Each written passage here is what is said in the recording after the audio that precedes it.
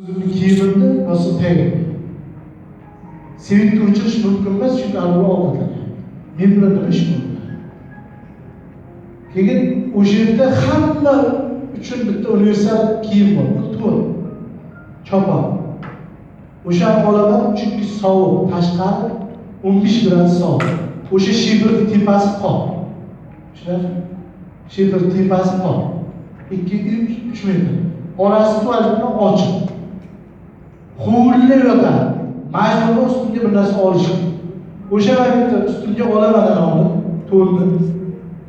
Ustunga shuni yopaman.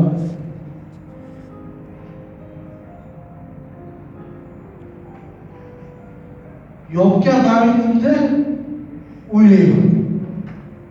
O'shagacha o'zimda turaman. O'zimni ushlayman. Yopganimdan keyin boshladim. Bitta o'tiradi.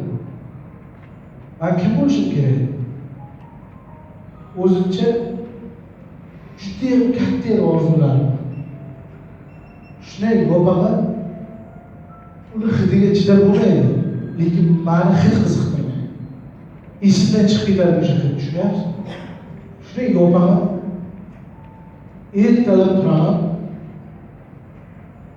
Ikkita mashina ko'z yoshimdan qotib qolgan bo'ladi. O'sha kiyimimga kiyimimga oqib qotib qolgan bo'ladi. Har kun shu har kun men turaman, yana ertalab boraman, yana o'sha ishni qilaman, yana o'sha yarim ortiqcha yeyiladi, yana kechasi soat 11-12 bo'lgandan keyin eng yomon boshlaydi. Keladi boyagi anovdan, keladi mani so'kadi. To'g'ri, men agar qanaqa so'kadi, yoqtirmayman. So'kkani shuki, u men ko'p kitob o'qiganimni xohlamaydi. Qachon kelsam, kelgan paytida bo'sh paytda kitob o'qiydi. Yana u urushib o'tib ketadi. Yana kelaman. Yana o'sha to'rni olaman, yana yopaman.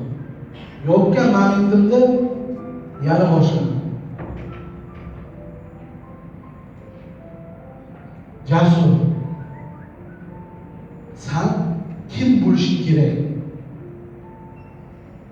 Ayni momentda Mavloziman. Har kun kelaman, yotaman, ustimga olaman.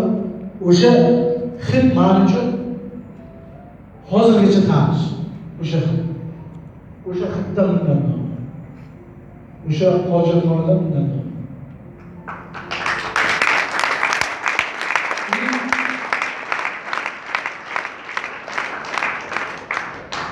Juda og'ir bo'ldi men. Har kun shu, o'zimni tutolmayman. Yopaman, ular ko'z yoshimni ko'rmasin deyman, yig'layman. O'zing tutib turolmaysan. Bu paytda agar sizga aytsa, sen kuchsizliging uchun ko'zingdan yosh chiqdi desa, bu noto'g'ri. Sizni qalb bo'lsa chiqadi. Tushunyapsizmi? O'zidan o'zi bo'lmaydi. O'sha vaqtda men orzularim meni tinch qo'ygan. Meni kim bo'lishim kerak? O'sha vaqtda 1 sekund tinch qo'ygan. O'sha paytda shunaqa qaror qildim. Bir kun keladi, bu holatimdan ancha chiqib ketaman, lekin to'xtamayman. Men eng zo'rgaroq noroziman ayni holatda degan tushuncha men hozirgacha olib keldim. Va men o'sha insonlar balkim 2 oydir, balkim 3 oydir ishlagan bo'lsam, o'shandan keyin baxtimga rovna 1 yil 3 oydan keyin $150,000 topdim. Birinchi odam o'sha odamni maqsad qildim, mashinasini boraman sotib olaman. Borsam sotib olgan. Borib, nechi pul desa ham o'sha odam. Na prinsip. Men o'sha jasurman. Men o'sha ayni momentda norozi bo'lib sani joyga yotgan odamman. Mana bugun men odam bo'ldim. Necha kun o'sha mashina? Chunki shunaqa yomon assotsiatsiya qoldirgan o'sha qizil Mercedes. Keladi har kuni ichib keladi, yana sutka. Ya'ni yomon ko'radi. Aytaman, kuchli ketish kerak bo'lsa, nazorat emas. Shuning uchun sizda ham mana shunday bo'ladi. Har qanday muvaffaqiyatsizlik qobig'ida keladi degan gapni kecha eshitib ko'rdim. $150 topgandan keyin hadi yana qiyinchiliklar boshladi. Men zo'r ketganim, lekin yana qiyinchiliklar boshladi. Buni boya eshitdinglar, rahmon berdi. Buni rahmon berdi, hali hammasini aytib olmadim. Aytib bo'lmaydigan joylar, tushunyapsiz?